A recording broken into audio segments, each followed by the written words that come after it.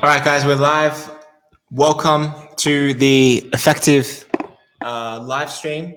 I just want to make sure if the working okay. Can everybody just say if they can hear me or not? Thanks, Anthony. What's up? It's not an answer, is it? Can you guys hear what's going on? I can hear you. Okay, great. Okay, well, welcome to everybody who's here. Now, first things first. I know that I haven't been uploading in a while consistently. There's a lot of things coming. There's a lot of matches that are being played, and there's a lot of you commenting right now. So I'm just gonna hide this for a sec so we don't get distracted. But I just wanted to let you guys know that everything is coming. Games are coming, matches are coming, trainings are coming. And the two guys that we have here, Ben and Harry, we just did a showcase event with them a couple of weeks ago. And from there, it was a chance for players to get scouted, players that were training with Train Effective, either online, in residence guests, or were coming to trainings. It was their chance to come and get opportunities. So those videos are going to come. But if we just get straight into it, the topic of today, guys, is 3 reasons why players get signed. We have a sheet here. I'm gonna put a picture of this on Instagram on the story so you guys can follow through with what we're gonna be saying today. But we got Ben and Harry. Ben is a football scout. Harry, you are the director of Proformance, a leading football academy in London. Yep. Do you guys want to say anything a bit more about yourselves? Well, no, that's me, a football scout. That's my main passion, and what I enjoy doing is searching for talent. And Harry, I don't know if you want to add to that. Yeah, so I run Proformance, which is kind of an academy for talented football players around our areas. So in the southeast of England, working with players from 5 years old to 18 years old, trying to give them high quality training and the opportunity to move on into pro clubs at whatever age they may be. Yeah, cool. And for those of you not familiar with me exactly, maybe you've seen Train Effective, but not much about me. This is going to be really interesting. I don't know if it's going to be debate. I don't know if it's going to be discussion or whatever we're going to get into, but it's about a burning question that I still have these days, especially when I was 13, 14, 15, 18, thinking to myself, what is it that, like, how do you get scouted? But what is it that scouts look for? And what is that pathway to get into a professional club, especially when you're not familiar with the whole situation? Maybe you've never played for academy before. Maybe you have, but you don't know what the next step is. And what I wanted to bring you guys on here for today is to really give back to the people and help them try to understand what is it that can get you from here to here. So without further ado, I think we should just get right into it. Yeah. I'm gonna, like I said, guys, I'm gonna take a picture of this real quick, so you guys can see. Just before we get into it, Harry, you were showing me an article about Usain Bolt. Yeah. Wanting to play in Australia. Ben, maybe you as a football scout, do you think it's possible for Usain Bolt to play professional football? Yeah. Yeah. Yeah. Why?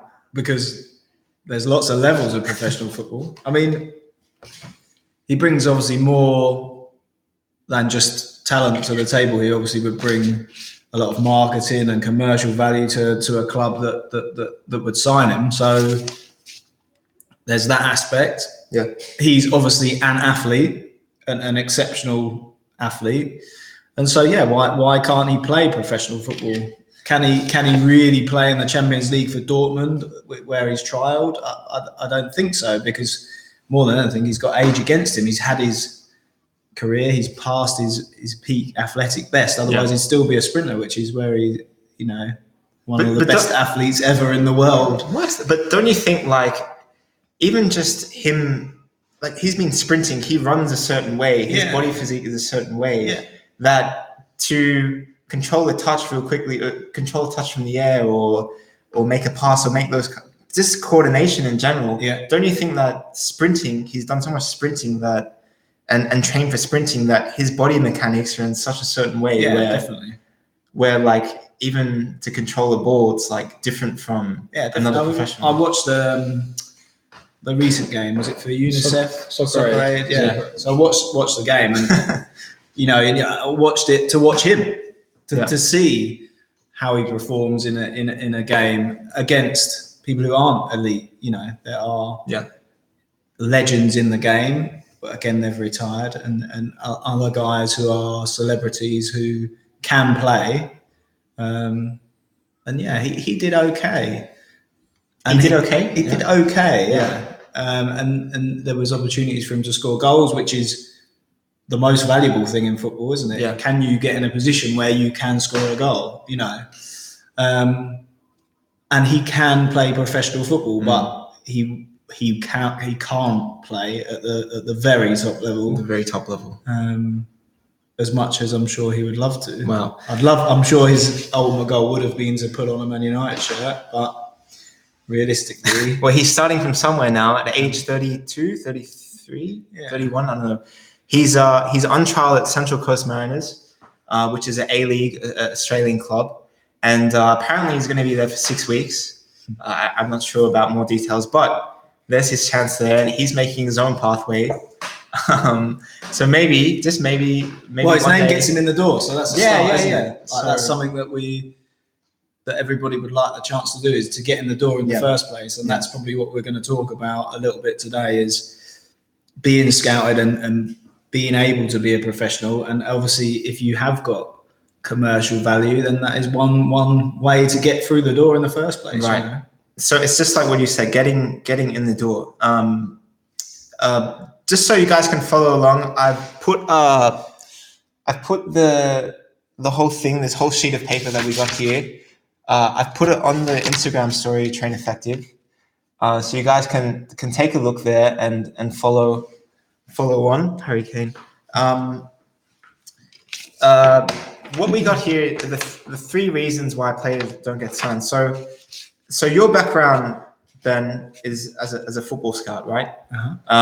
You've looked, you and Harry actually have looked, you also being the academy director, you've looked at tens of thousands of players, over 10,000 easily. Yeah, definitely. Right? And you've looked at each player and made a judgment on them, on whether they can make it at the highest level or not. Yeah. Am I right in saying that? Yeah, definitely. I mean, Harry sees more players on a day-to-day basis than me, because he's involved in a private academy situation where you are seeing players come through the door on a daily basis. And I've seen them over a longer period of time and at different age groups. And every player you see, you make a judgment on. One way or another, it might not be an informed judgment. It might not be a judgment over a period of time, but you make a judgment. I'm sure you do the same. Yeah, definitely. I think when I see a player, there's different levels that you're looking for. So it might be a player that just comes into, you look at and think, yeah, he's okay. He can come into the development center program. Yeah. Or you look at a player and think, yeah, he's a little bit better than that. He might come into our elite program. Or you look at a player and you think, wow, straight away. And then you want to make a recommendation to a club straight away. I think when you're in and around football and in and around clubs, it's easier to make the decision, because if you go and say I go and play a fixture against, I don't know, Barnet's under 9s, and you see the level of the players, so then when you go and watch a player, it's easier to make a judgment, because he's got to have similar qualities to other players in that position. Got it. We're gonna get into what are exactly those qualities you're gonna look for, but the fact of the matter is, you've made tens of thousands of these, let's say, judgments, and a handful of them, maybe 10, 20, 30. I think you said it yourself, 80 80 have gone into Premier League or Football League clubs now. Yeah, from Performance, From Performance side, which you guys are very, very good in doing in the London area.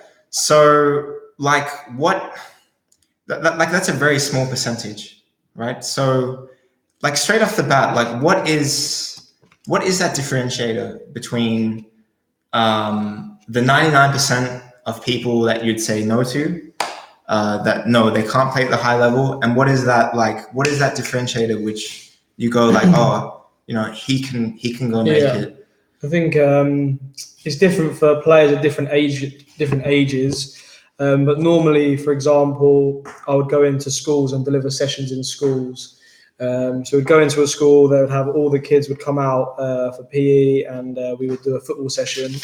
And normally, as soon as the kids walk out onto the pitch, we would do a game without a football. And I'd say within 2 or 3 minutes, you would rule out 75 to 80% of the kids as not being...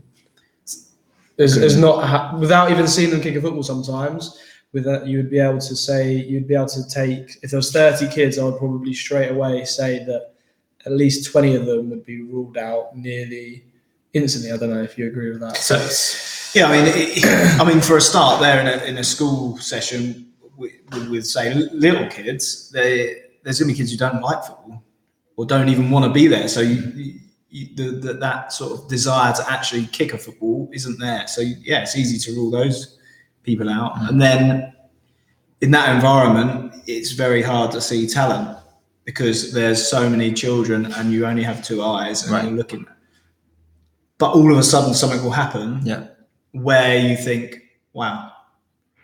And it might not be that is, wow, this player's going to go and play in the Premier League, but wow, that makes that child stand out from that group as having something physically or technically or attitude, even at the younger stages. He's got something there, something there that stands out. And I would say for me, that's what I'm looking for is something that stands out. So with the showcase that I visited and they had a lot of your players there, you're looking at something that grabs you, that wants you to look more. Maybe that's look more in that hour session or look more, come and watch a game, something that grabs your attention. Yeah. Different. So you're saying that you guys are both saying within the first couple of minutes of you arriving or watching a match is kicked off, within 2 or 3 minutes, you've already made your first judgments of... Definitely. I think for me, I'd make my first judgment comes before they run, kick, do anything. As soon as they walk out onto the pitch, you can see... This is very important to...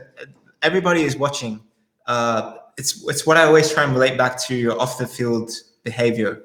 As soon as you arrive to some place, and we even talked about this before at the showcase, as soon as you arrive, as soon as you get out of the car, as soon as you get to the venue, we said it at the showcase, there was players that walked through the door and that they've literally walked 5 steps and you say, well, he looks like a player. Well, I would say 5 steps of walking through the door. Not even kicking a ball yet. But the showcase, I went to the showcase, it was 4 training days and then the match day. So I went to the 4 training days, I was there first. Yeah.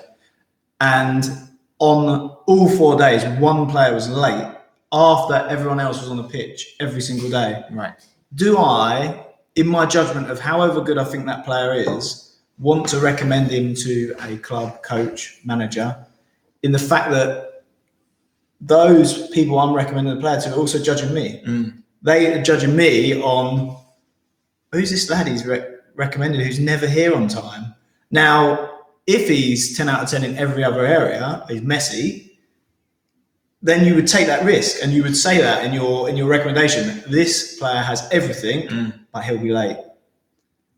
And then the manager or coach or club make a judgment on that. Of course, they're going to want to see the player that's got everything, aren't they?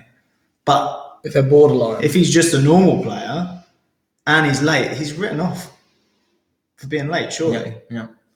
And like in the showcase again, what I would say, in my opinion, was the best player.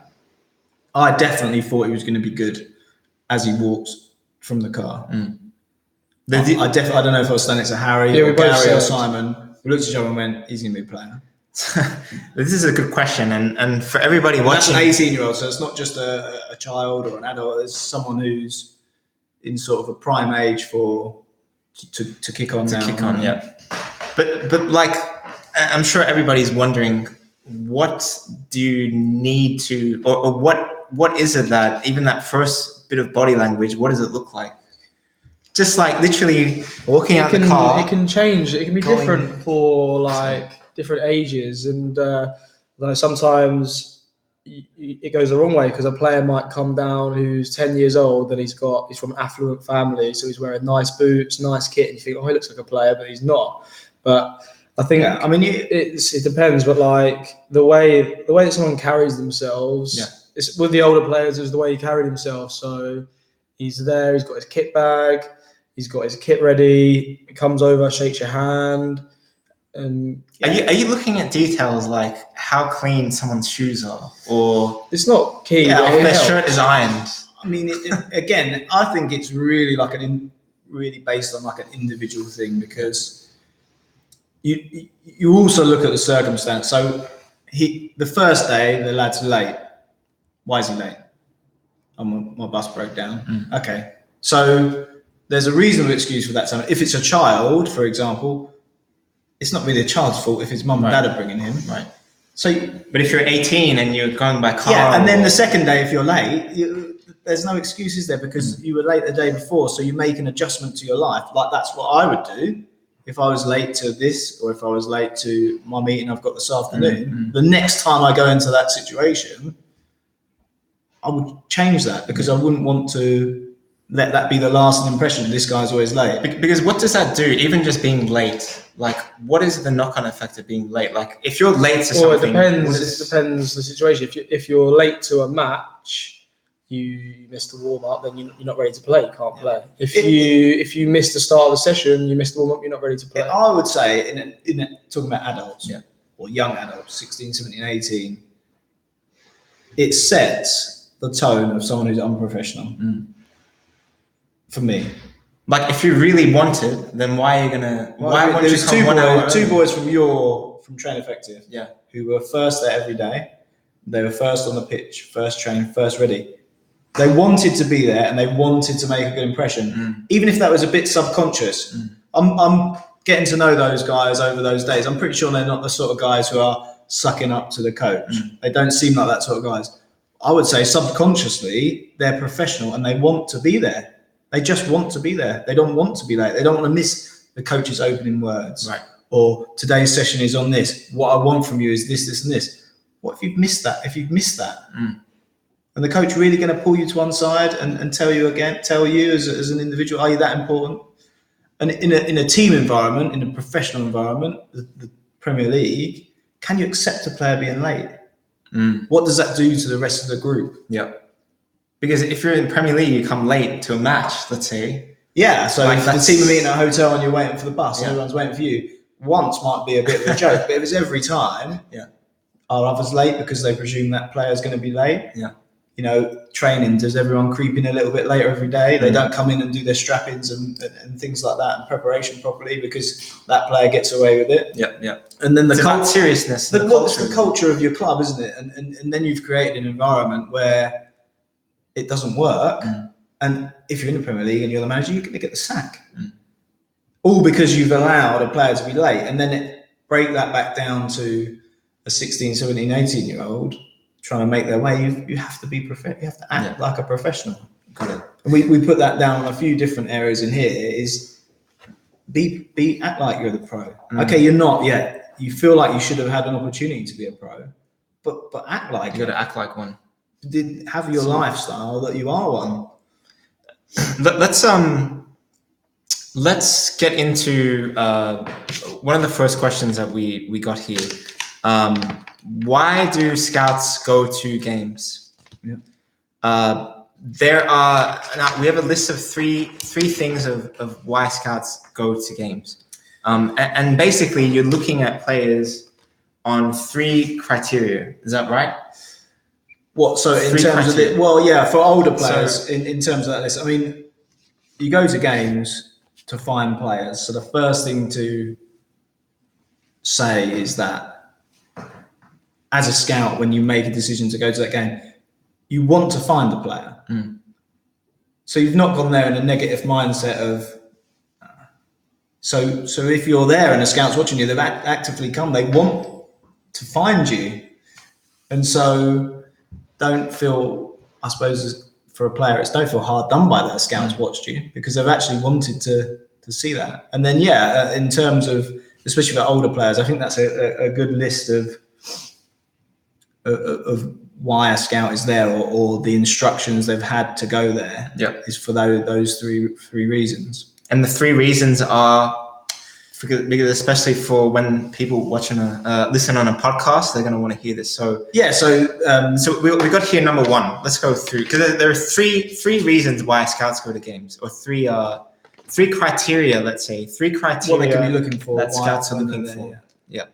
3 criteria what scouts are looking for. So the first one is the positional needs of a team or coach. I think that's definitely more specific to like older players and like first teams. But for you've got tournaments at the weekend, and that could also fall into your performance. You might not be scouting players for a club; you might be scouting for performance, and you're looking for someone who's more defensively minded as well. Let's get a gauge of this is what I love to ask the audience actually. How old are you? So let's get a gauge of how old everybody is, and then make a kind of criteria based on that. So I've just popped the question. Not the question. I popped a question. How old are you? 69. 69. Good luck. The Vets League is looking. Veteran League. 16, 17, 16, 15, 17. Okay. So towards the older. 20, 15, 15, 17. The young failure, that's not a very positive mindset. Young failure. I'm already thinking. Change your username now, please. 14, 15. 15. So we're looking at 15 to 18. To 20. There's a 20 now then as well. Right. Okay. Thanks, guys.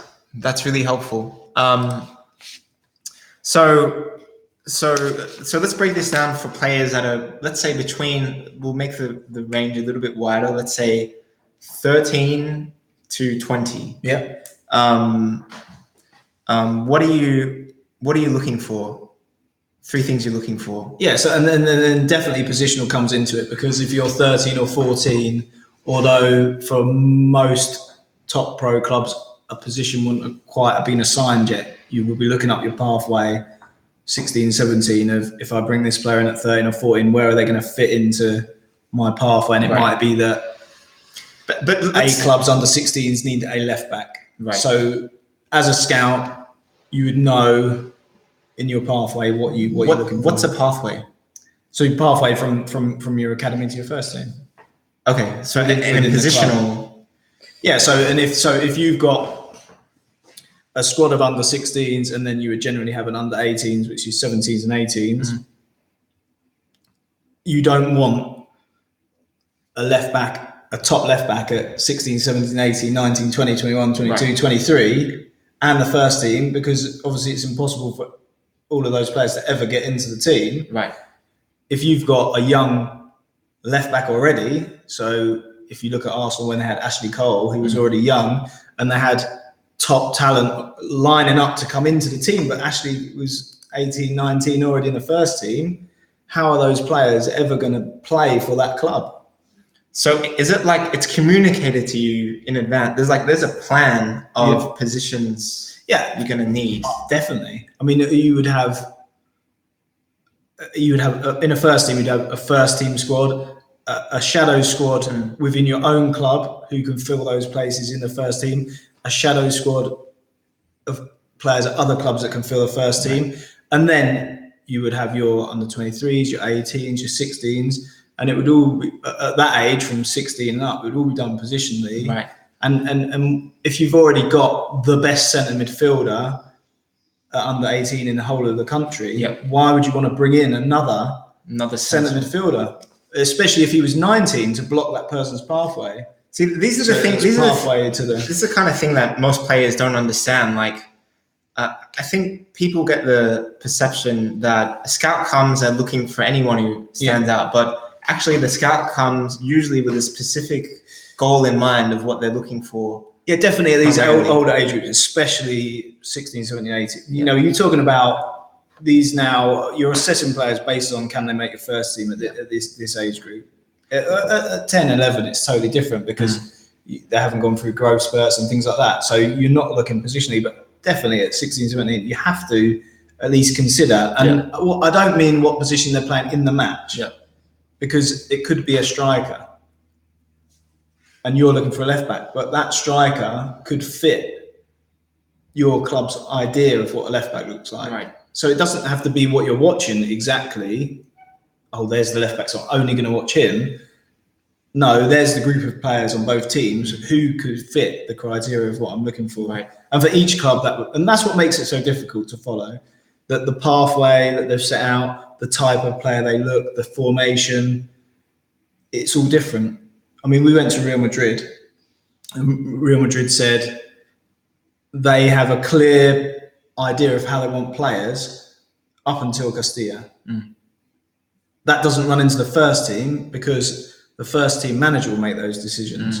But some clubs here, the first team manager will only get the job if he will fit the club's philosophy of what the team looks like. So a 4-3-3 formation. Some clubs, owners, chairman, whoever's in charge will say, our first team has to play 4-3-3.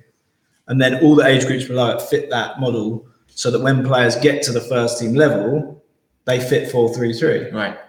But Real Madrid's not like that. Right. And I'm sure clubs are so different. So that's what makes it so difficult for a guy watching this who's 15. You have to follow your own path because the clubs are also different. They're all looking for different things. Wow. So there you go, guys. Which is why there's a mess and why the conversation could go on for hours and hours. But basically, at the end of the day, for the players that are watching out there, I want to relate this back to why you shouldn't get down if you have been. There is a match. A scout has come. You found out later, maybe, but you haven't got scouted.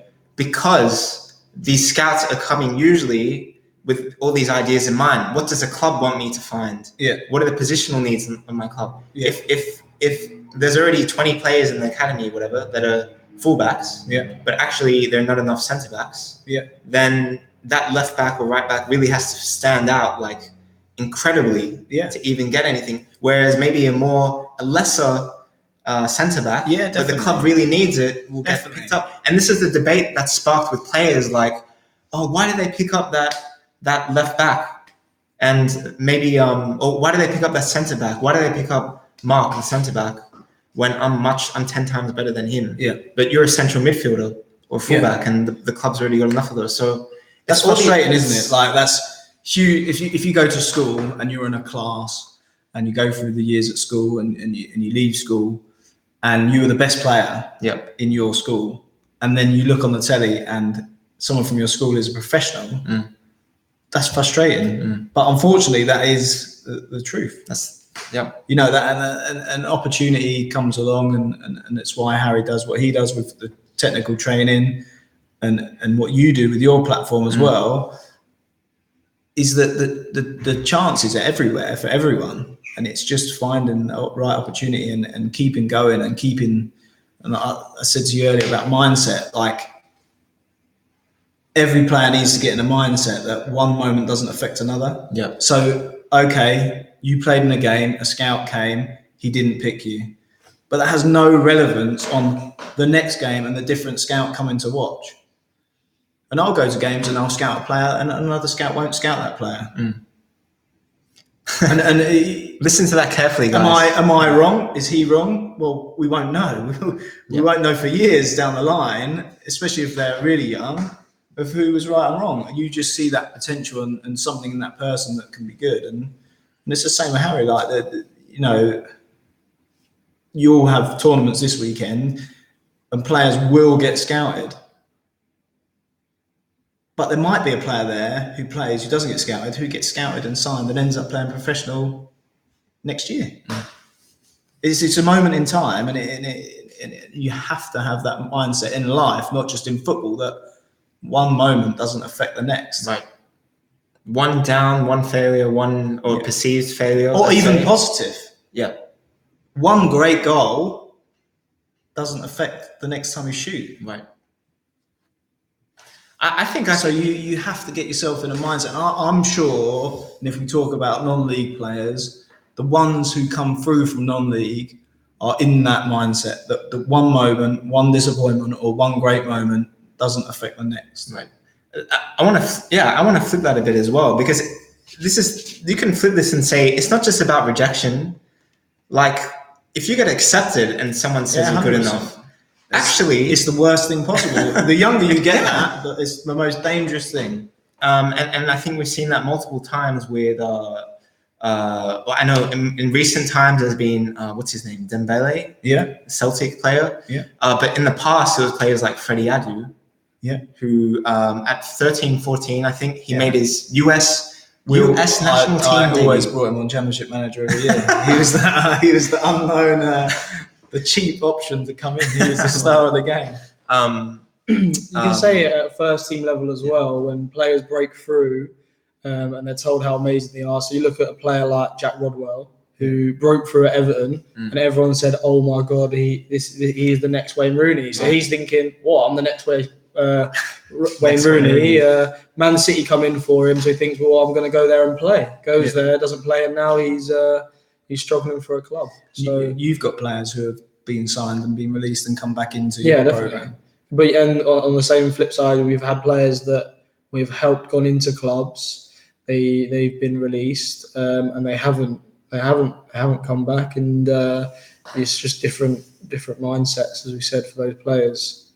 So I think in the end of the day, for any player, whether you get a rejection or acceptance into something, that at the end of the day, whatever the thing is, that you always have to keep pushing yourself. I mean, I think that if you get that moment where you do get signed and you do play in the team, then there should be a moment where you can celebrate with your family and pat yourself on the back and be happy.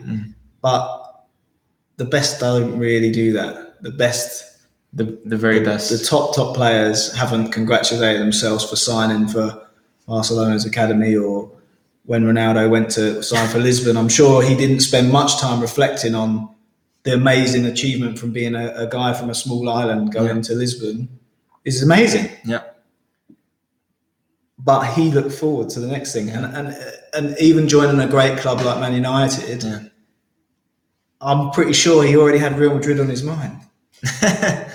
And winning Champions League. And I've heard a lot of the players speak about Ronaldo at Man United when it was snowing and raining and people were in having lunch. He was out there knocking balls still, and that moment of success didn't affect the next moment. He knew that he just had to keep it. And so what you said, flip it in reverse. Both sides of the coin are the same thing. One moment doesn't affect the next. Same for if you can get in that mindset, I think you've done if you win one Ballon d'Or, at that point you are the best football player in the world. So is that not the ultimate? Well, it isn't if you can win 10 Ballon d'Ors in a row. But people joke about Ronaldo, don't they? When Messi wins the Ballon d'Or, the camera doesn't go on Messi, it goes to Ronaldo. Yeah. But that mindset of he said this week more is just vital, isn't it? There was quotes this week about Ronaldo and Messi, because they said to Ronaldo, "Have you enjoyed the battle with Messi?" And he was saying he didn't see it as a battle. He didn't see it as a kind of a battle between them, because he's focused on himself and he enjoys playing against the players at the top. It's not a battle for him between one other player. They're both striving to achieve the same thing for themselves. It's about the grind, enjoying that. A couple of years ago, I had a blog and I interviewed Jay Demerit, who played for Watford, centre back. If you guys don't know Jay Demerit's story, it's very similar to Jamie Vardy's in that Jay Demerit came over from America with, I think, $400 in his bank account, moved to somewhere in North London, started playing non-league That lasted football. a week then. Yeah, did he? 400. Oh yeah, that's Struggling. He got a job here anyway. He was earning like £30 a week playing for Southall, some non-league club. Southall, sorry. Playing for some non-league club. Eventually, Watford. He played against Watford in a pre-season friendly. Watford signed him, and he ended up playing in the Premier League. And as a centre back, marking Drogba, and playing against Man United and all these big teams. But when I interviewed him, he said, if you could give one, I asked him like, what's the piece of advice you could give to young players? And he said like, just enjoy the grind, enjoy the process of getting better, like understand that you'll get knocked down. Yeah. Understand that people are going to say things, but at the end of the day, this is a long process, a long game. There's ups and downs, and you just got to enjoy the process, enjoy the challenge of it. Yeah. And if you do that, and you just enjoy that, then you don't depend on other things, external things for motivation or for support or whatever. You're in your own space, it's your own game, like Ronaldo is. Yeah. The last point of Ronaldo is just going back to what you guys said, is even after he won the Champions League, literally, I think the post-match press interview after Champions League, he said something about not wanting to be at Real Madrid or wanting a change or something. So even for him, he was already thinking in his mind, what's the next step? Yeah, definitely. There's no time to, and he had a World Cup coming. I mean, and as someone who's outside of that environment, he's 33. Yeah, and someone who's outside of that environment, it's quite sad, really, that you can't enjoy that great moment. But you literally can't switch off. But if you do, that's kind of it, isn't it? Like, that would be the beginning of the end. It's the beginning of a new chapter for him because he was already thinking about it. But if he wasn't, is it the beginning of the end for him? Yeah. And it is, you work hard, and if you're a child who's gifted at 5 and 6 years old, and you go into a pro club and you end up playing in the first team like players are at the moment, breaking through,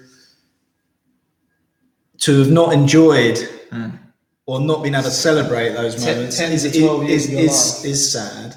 Before you even get to that first point. It is. I mean, Ronaldo, I don't know how old he was when he went to Lisbon, 11, 12. Yeah. And then, but even before that, he was working hard to get there. So it's just years of just constant drive and motivation to be the best. And if you don't enjoy that process of waking up in the morning thinking, I'm going to be better today, if you don't enjoy that bit, then there actually is nowhere to enjoy it, because on the Champions League final, when you just won the 3rd Champions League in a row, you're thinking about next season. So you have to enjoy that grind and the hard press to get there. Let's before we move on to the next part, let's get a question from the audience. So guys, if you have any questions at this point, just ask away. We'll just take 1 or 2 questions. Let's see here. So my glasses on. Yeah, my eyes aren't good enough.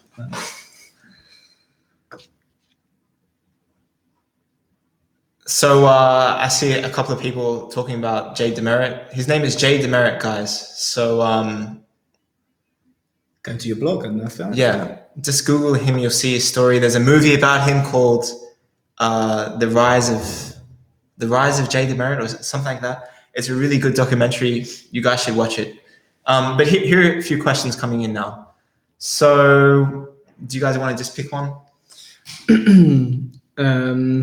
So what does a scout look for in a fullback? I think speed straight away is something that players. I think a lot of players. Who's that asked that? Peter, is that Peter? Peter Erhard asked what does a scout look for in a fullback? How old is Peter? If he's still, if we can get his age, then maybe we can answer it a bit better for him. Let's say he was. What 15, were you going to say? Anyway? I was going to say, straight away, speed. 17. Speed is something that people are straight away looking for in a fullback. But I think they're not going to, as Ben said earlier, they're not looking to go into games looking for fullbacks. And I think a lot of the time, central midfielders and wingers end up becoming the fullbacks at top clubs. Right. Yeah, I would say. Not to be negative, but the fullback is generally going to be the first person dropped because you would perceive that the right wing is better at football, so that if they would drop back in the team and the right back would drop out. So you have to be careful not to position yourself. But for me, for a 17-year-old Peter, I would focus on yourself and look at what you're best at and develop those skills, and then let scouts decide if you're the left back for them. Right. Because ultimately, I had a conversation with one of our players who is just signed a scholarship at a League One club, and they're frustrated because they're being played at centre back, and they've always been at centre mid. And I said to him, and they had a new coach, and he's Spanish, and I said to him, but the coach isn't doing that to destroy your career. The coach is doing that because he sees qualities in you that mean at centre back you can make it. You can make it into their first team at centre back. So suck it up, move on, listen to the coach, and show your best abilities, and you'll end up at centre back or back in centre midfield. But the most important thing of that journey for him as an individual is he makes it. Yeah, it's would you rather play central midfield for a semi-pro team or play centre back for a professional team? Yeah. And then so for Peter, he will have some qualities, and they might be speed. His best quality might be speed. He might be the best person in his region at 100 meters. And that might naturally progress him towards being a left back. But ultimately work on what you're best at. Get those outstanding attributes that we talked about a little while ago to the front. Right. Showcase yourself. And whether you're playing left back, centre mid, right wing, a scout will see the qualities and put you into their system. Yeah. And you don't know what the scout's looking for. So if a scout goes to watch Peter at the weekend, he doesn't know what they're looking for.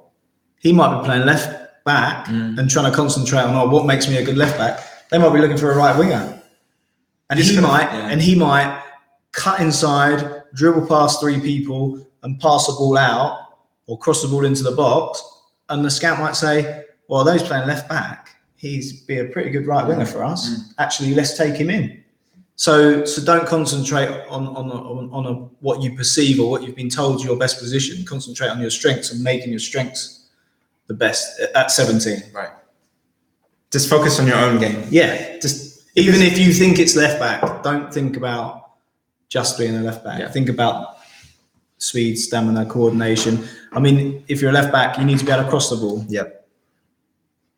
All these things. Let's move on to another one real quick.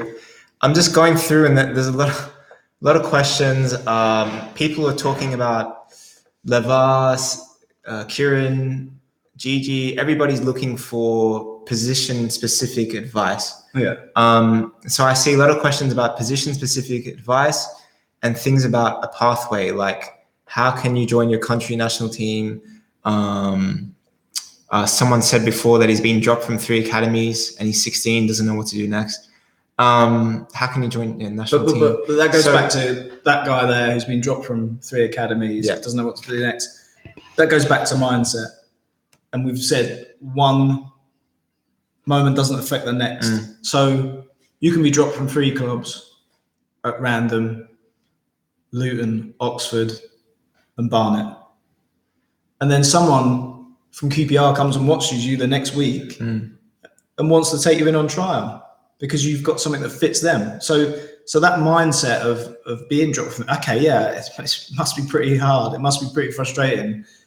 And it must make you feel down, like if you lose your job. Yeah.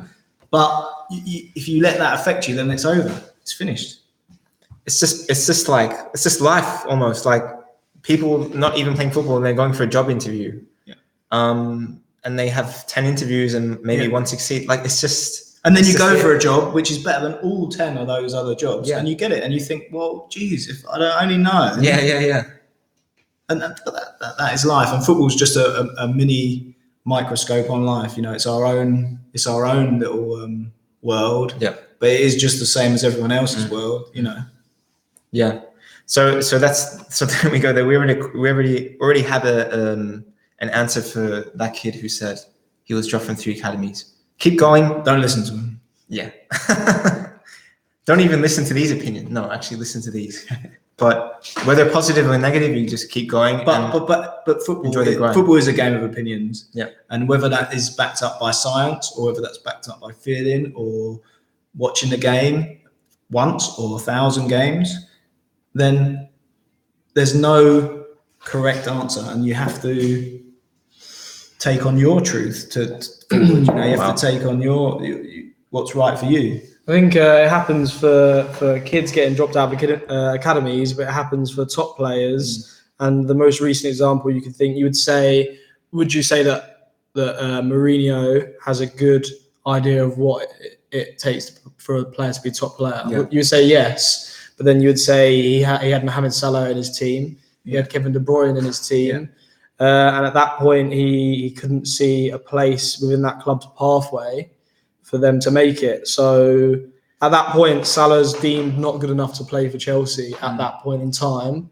And so what does he do? He goes to Roma, he builds himself back up, and this year he's one of the contenders to win the Ballon d'Or. So he didn't fit the pathway of one club, but he then fits the idea of a different player. So that's opinions. You look at Mourinho in lots of positive ways, but you can look at players that, for example, Paul Pogba, he was amazing for France.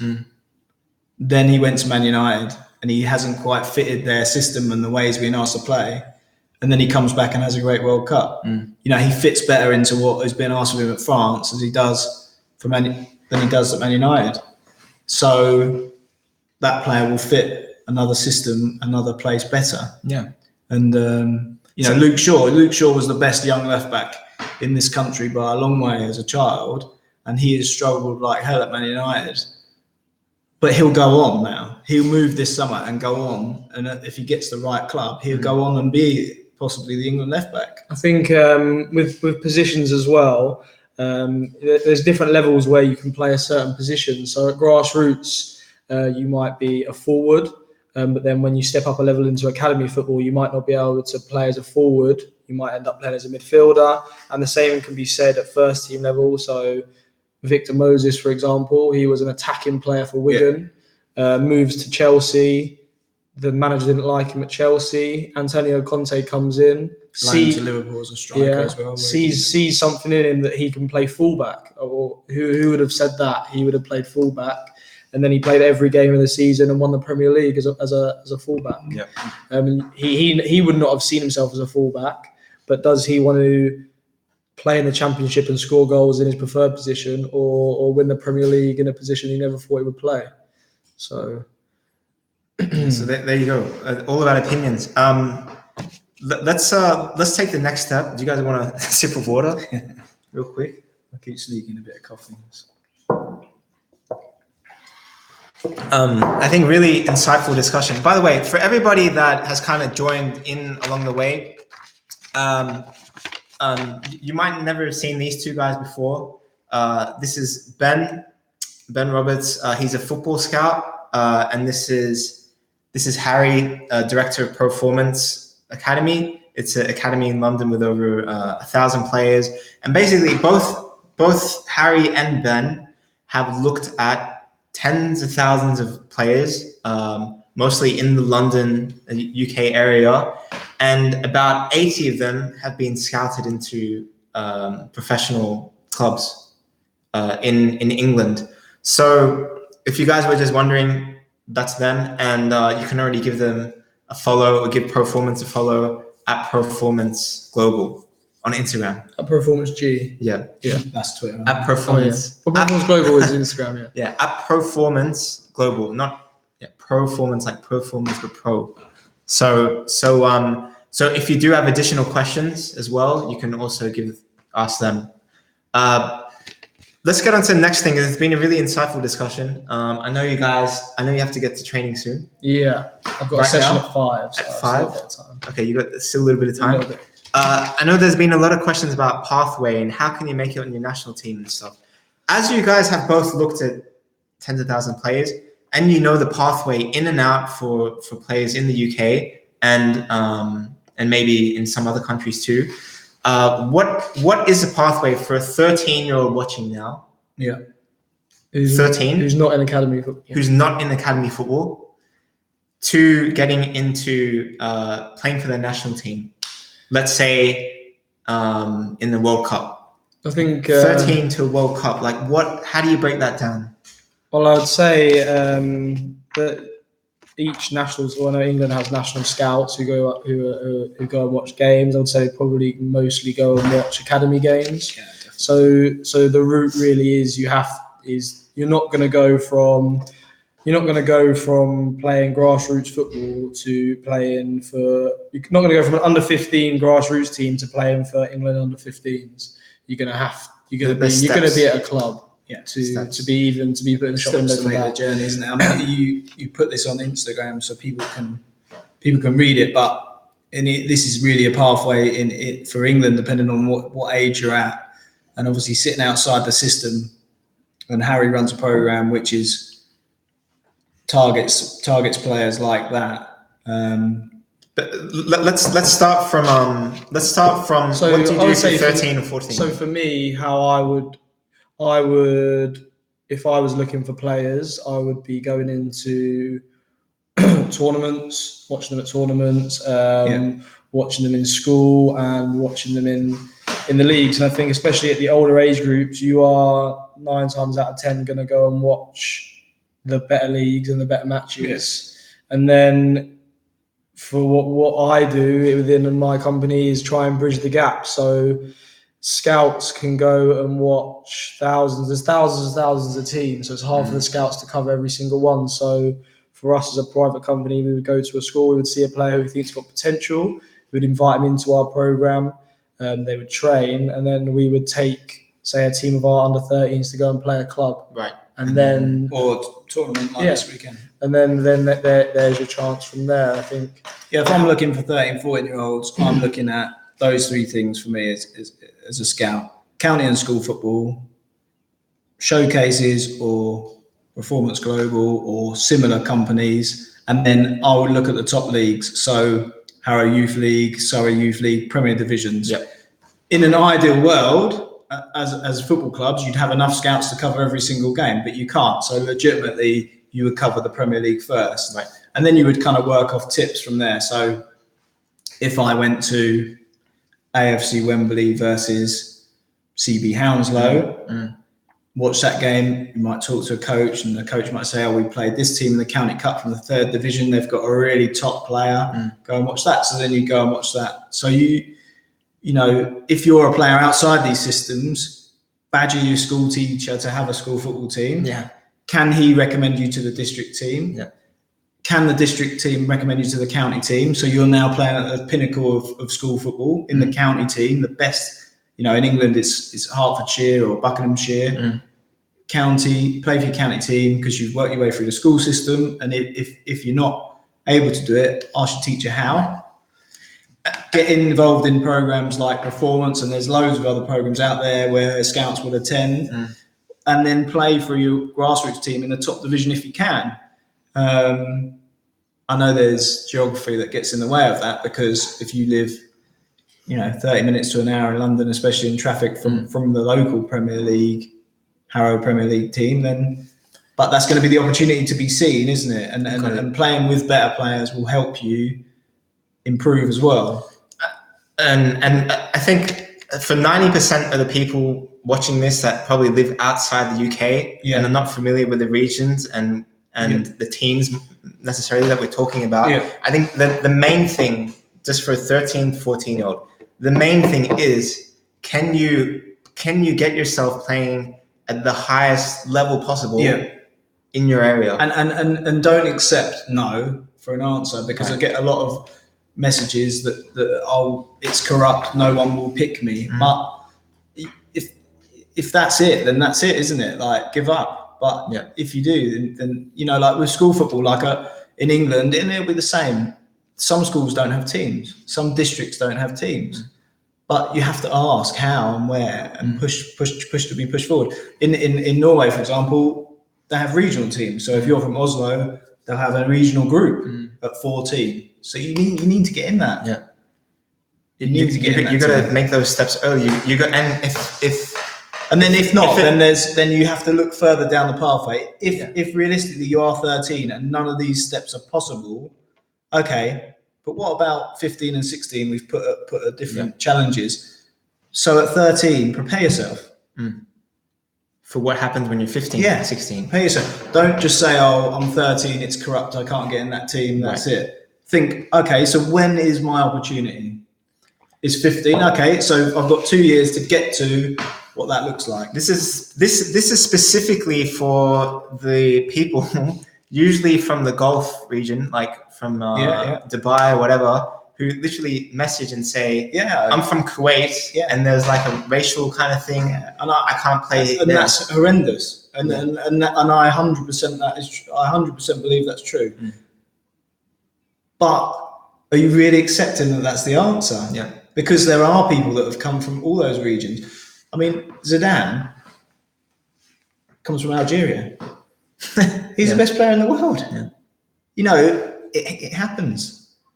It does happen. You know, Ronaldo comes from a little island. You know, like, how the hell did that happen? But it does happen. So you have to find a way. I mean, the Madeira is probably a little bit upmarket, but, you know. You have to find a way, yes. That's good. So in terms of next step then, 15 to 16.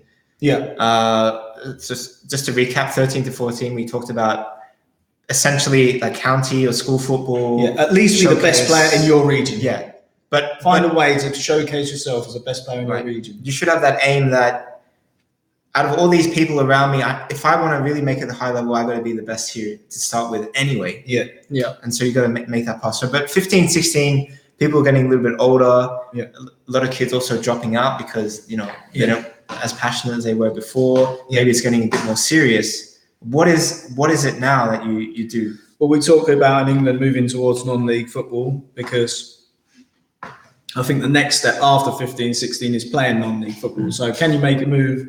Can you accept the fact that you're not going to play for Watford? Can you accept at 15, 16? I always thought I was going to get scouted by Watford. I always thought I'll come from Watford. I always thought I was going to play for them. Can you now accept you're not going to? And can you look at Northwood, a very good semi-pro team in that area? Who can I get into that club as a 15 and 16-year-old? Or is there a school college program? Harry said players go to Hemel Town, and there's a guy called Ben Hurd who's an ex-pro, and he just takes a select group of players. Can you look at those programs as your next step? And so, again, around the world, perhaps when you're 15, 16, regional football or school football, that sort of thing starts to end. Okay, so what's the next step? Where will you be at 18? If you forget about Watford, where could you be? The best place is 18. Okay, the best place I could be at 18 is playing in Northwood's first team. Okay, so now I'm 15, 16. Can I move there to that team? Because then I'm in their pathway. And that's what I think Chris Smalling did. I'm sure, Chris Smalling, Maidenhead, Manchester United player. He was at Maidenhead, but I think he was in their academy. I'm sure, I'm not sure, but basically at 18 he started playing for the first team, and then from Maidenhead he went directly to Fulham. And Maidenhead, I believe, were in the 7th tier of English football at the time. He made the first team appearance or played a season there. I'm not sure where the exact story is. But then from there, Fulham picked him up, started playing for Fulham, and then Man United, and all that. Almost immediately, It was a very quick turnaround from a free player to a multi-million-pound player. Crazy. But those stories happen if you have that pathway, you set yourself to what's the long-term goal. I don't know Chris Smalling, but he probably didn't set out to do that. No. He wasn't thinking if I go to Maidenhead, Fulham beside me, and then Man United. But that's he was putting himself in the position to play at the highest level he could, and hopefully go from there. And then the last thing, first team game. Now, when you're 17, 18 years old, what do you got to do now? And there are a lot of 17, 18-year-olds here watching. Yeah. Well, I just think it's too late to sit in a corner and cry about it. And you just go out and you prove everybody wrong. And playing a first team, especially in England, it's clear. Playing a first team at non-league, okay, are you good enough to play for Boreham Wood? Okay, what's the next level down where you can play in that first team and prove to everybody that you can do it, and then make his way back up the tiers. You know, obviously Jamie Vardy was released and made his way back up, but there's nothing to mean that you start from behind and make your way up. Right. And live like you are a pro, train like you're a pro, use Train Effective or use someone like Harry to get you in the pro mindset, even though you're outside. Yeah, like get into that zone already. So when it does come eventually, I think you're not going to do it if you don't. Yeah. You're not gonna. You're not because you're already. I think so what I far- always say to players is younger players that I'm training with. So say I have a player for an hour a week, and say to that player, "Do you want to be an academy football player?" They say yes. And I say, "Well, you're training 1 hour a week, and the other players are training 3 sessions of 2 hours a week. So they're already where you want to be, and now they're doing more than you. So how are you ever going to catch up?" You're never going to catch up because they're where you want to be and they're still doing more than you. So they're still pushing further forward. The hour session is a example of what you should be doing, and then you should take that session home and you should repeat those exercises before the next week. And the same if you're on Train Effective, fill your week up and then move on next week. Train like a pro, act like a pro, put yourself in that mindset already. Yeah. And eventually you're going to differentiate yourself from all the others. Yeah. And if you do make that first team debut at a 7th, 8th, 9th. Yeah, everyone talks about it. Yeah. Everyone talks about it. We had a player who went to Belgium at 16 to play in the 3rd division. But he's playing the first team in a Belgian league, 3rd division. People talk about that stuff. Yeah. It's word spreads. They're like, have you seen this guy from England? And if he scores, have you seen the guy? He's 16, he's come from England, he scored a goal for the 3rd division side. And he can only go up from there. Yeah, and then people take interest, and that's the opportunity you were looking for. Okay, you were frustrated at 13, 14, 15, 16. No one gave you the chance. Your local society stopped you from progressing, but you've waited, you've kept focused and kept training, and then all of a sudden, people are interested. I think it only takes, and sorry, Harry, this just goes back to the one thing that's highlighted here. It only takes one person to make things happen or change everything for you. Yeah, I think the example we always use is a player who was with us, and he was always deemed as not really being physically capable, and he never got picked up by a single English club. And at that point, for him, it got to the point where most people say, well, it's never going to happen. And now he's playing in an under-23 team in the 1st division team in Russia. The other day I was listening to the radio Talk Sport, and they were talking about it on there because they're like, who is this kid who's 18 and playing for an under-23 side in Russia? Why is he not playing for an under-23 side in England? And why did he never get picked up? Yeah. You know? And he trained, and he was focused, and he trained. So I watched him as an 11 about and the story. 12-year-old. He was focused. He did everything right. But he just was never given an opportunity, despite the fact that you would have said to people, watch this kid, he's good. You know, he still didn't get that chance. Yeah, amazing. Yeah, and even a personal story was when I was because I'm the anomaly. I can't even say it properly. Anomaly. I'm not trying that. With this, when I was 16 was the time when I said, and that's way later than anyone ever should consider being professional, I guess. But I said I want to be professional, and instead of listening to other opinions of saying you're stupid, you're crazy, I wanted that grind. I wanted that challenge of improving. You know, I believed in 10,000 hours. I believed in set your mind to something, you can do it. So I really applied myself, did all that training, acted like a pro, trained like a pro, everything. And then I went to open trials. I did everything that's here. Like I tried to do everything possible in order to try and get myself out there and make it somewhere. open football trials, other football clubs, everything like that and then I sent my video at the time to someone who I knew was working at the Australian Institute of Sport, which is it's like the national team training center for football or for sports in general, but football is there as well. And then the program operations guy said, "Oh, here's Nick. He's playing in Europe. His video looks pretty good." He sent it off to the coach, the head coach of the under-20 national team, and then invited me to come train. And then saw that I could actually compete at that level, and then recommended me to clubs in the A-League. Yeah. And like that's from nothing, and that's why I'm saying, just coming back to the point, like it just takes one person to believe in you, one person to make something happen. As long as you, but you have to be ready. You have to. I mean, that can even be your dad. Yeah. Do you know what I mean? Like, if you've got that support of someone saying, "Hey, you know, you can still do this," you know, having someone, you just need someone, and then you need someone else to open the door, obviously. And then that's why I sort of talk about CVs and things like that. It can work. Yeah. Because if you send 100 CVs, like a job, like normal life, send 100 CVs to people and no one responds, the 101st could have been the one that got you the chance, a trial, or, you know, just a moment. I know Blackpool a couple of seasons ago, they had no players. You know, they started the season with like 5 players in the whole squad, in the whole club. You know, like, so if you're in the right place at the right time, could have been the opportunity. And these things if you were in Liverpool 50 days into your 100-day challenge and you heard that, you'd have knocked on the door and they'd have gone, "Well, yeah, you might as well, because we can't even do a training match here," you know. And that could have been the one, couldn't it? Yeah. That could have been the one for you, or whoever else it might have been, you know.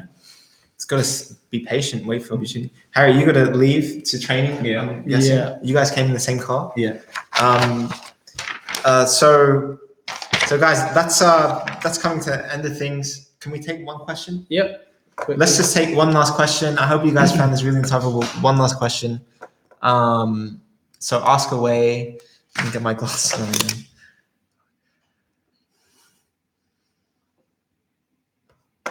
What does it take to play for Training Effective? That'll be a question, answer for another day. So guys, ask away. Lucas, why did you take a chance in the A-League? At the time, I was already playing in Europe, and I felt like things were going to happen there, and then they eventually did. So what do scouts looking for a 15-year-old centre midfielder? I would say go to this link and listen to the podcast.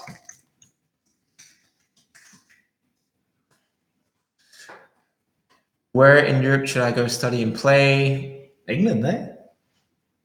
The land of opportunity. Oh, okay. Yeah. Do you want to answer that one? Where in Europe should I go study and play? They come to London and train with Performance or Train Effective. Performance will help you. But seriously, there are good incentives for football players to come and study in London or England in general. Yeah. Right? Yeah. It's more attractive than a lot of other countries, from what I hear. Yeah, I mean, there's good college programs around for sure, and nice facilities and intelligent people to take the courses. But look for something that fits you. You know, like we said earlier about Hemel or Ben Hurd. You know, places where players from Performance have gone. Hemel would suit someone who's likes a bigger environment where they've got already set up a proper first team where you can make a pathway.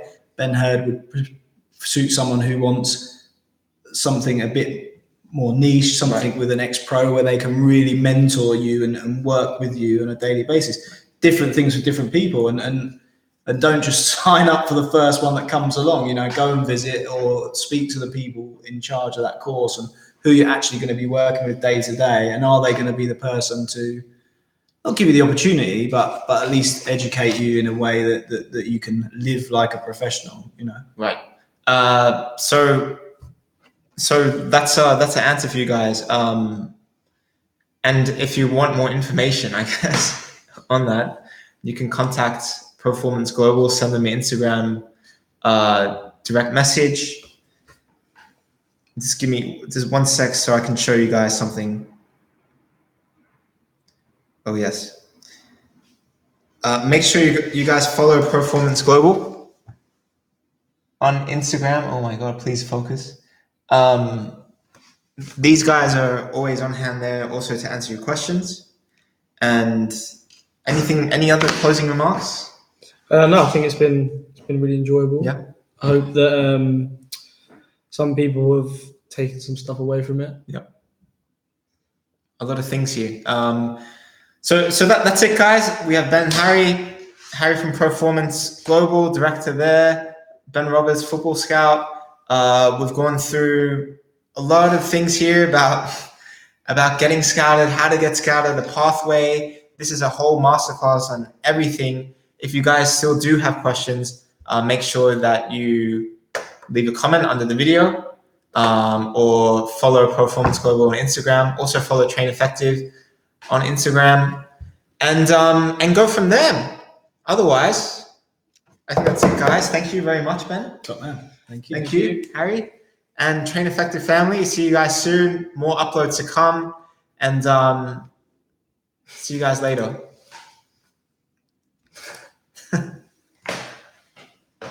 All right. Nice. That's gonna be a full. So there you go. Like.